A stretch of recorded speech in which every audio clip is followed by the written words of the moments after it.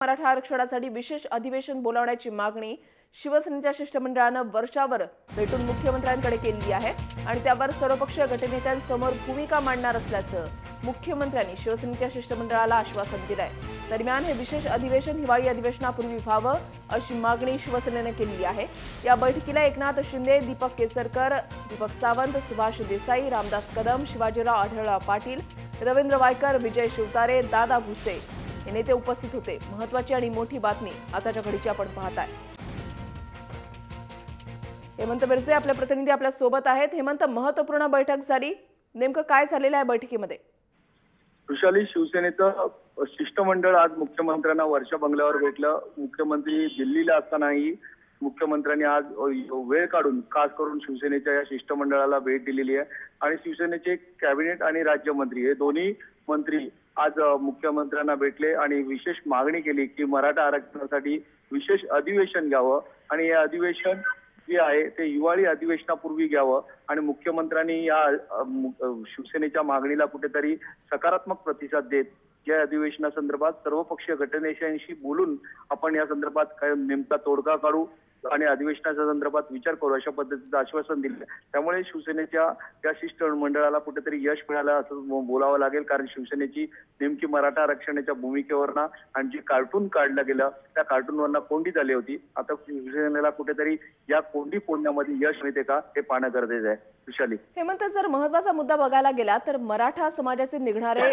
लाखोंच्या संख्येतले मोर्चे जे राज्यभरामध्ये निघाले त्याच्यानंतर शिवसेनेनं सामनामधून व्यंगचित्र छापलं, टीका झाली, सर्व काही झालं, माफी मागावी उद्धव ठाकरेंनी असं सुद्धा बोललं जात होतं, विरोधी पक्षांकडून दबाव टाकण्याचा प्रयत्न केला जात होता आणि आता मुख्यमंत्र्यांची भेट घेऊन म्हणजे शिवसेनेचं शिष्टमंडळ मुख्यमंत्र्यांची भेट घेऊन आता ह्या सर्व प्रकरणावर कुठेतरी बाजूला सारण्याचा प्रयत्न करतंय का किंवा आम्ही मराठ्यांच्या बाजूने आहोत हे दाखवण्याचा प्रयत्न करतेय का? दबाव वाढतोय शिवसेनेवरचा?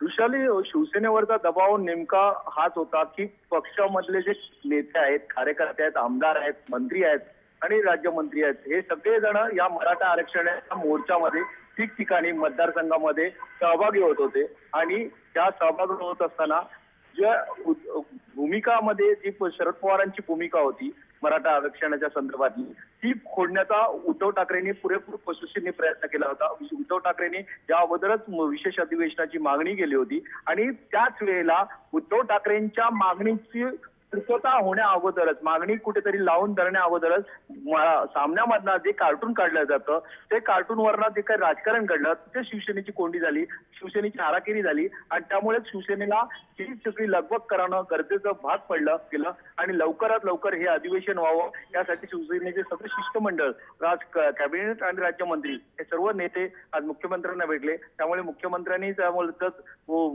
चर्चा करताना सकारात्मक प्रतिसाद दिला।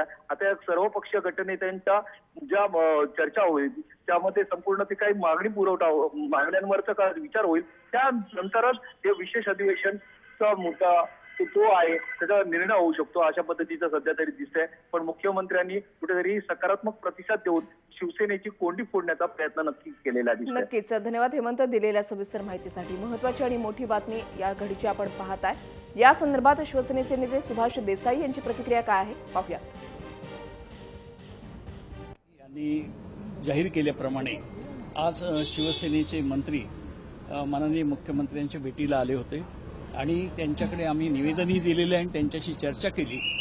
आमची मुख्य मागणी हीच आहे की महाराष्ट्र विधिमंडळाचं एक विशेष अधिवेशन मराठा क्रांती मोर्चे जे निघत आहेत त्याच्यातली जी प्रमुख मागणी आहे मराठा आरक्षण याच्यावर चर्चा करण्यासाठी महाराष्ट्र विधिमंडळाचं एक विशेष अधिवेशन लवकरच बोलवावं हे निवेदन आमचं मुख्यमंत्र्यांनी स्वीकारलं, त्याबद्दल चर्चाही झाली आणि त्याचा आता आम्ही पाठपुरावा करणार आहोत।